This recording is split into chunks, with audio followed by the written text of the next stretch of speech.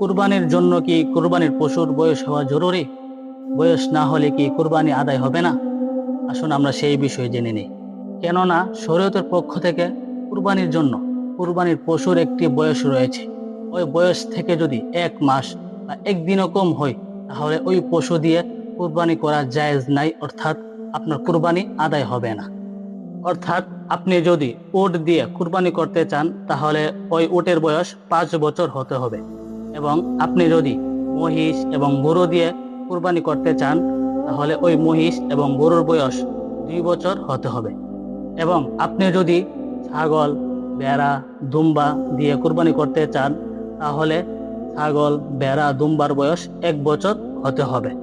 তবে মনে রাখবেন, আপনি যদি ভেড়া বা দুম্বা, যেটা 6 মাস বয়সের বাচ্চা, যেটাকে দূর থেকে দেখতে এতটাই মোটা তাজা এবং দেখতে যদি 1 বছর পরিপূর্ণ হয়েছে এরকম মনে হয়, তাহলে ওই ভেড়া এবং দুম্বা দিয়ে আপনি কুরবানি করতে পারবেন।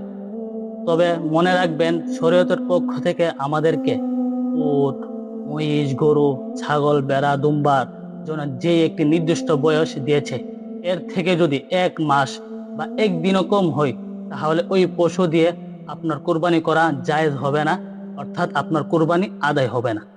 তো আল্লাহ তাআলা আমাদের সকলকে যেন খুশি মনে, আল্লাহ তাআলা সন্তুষ্টির জন্য আমরা কুরবানি করতে পারি, যেন সেই তৌফিক দান করেন।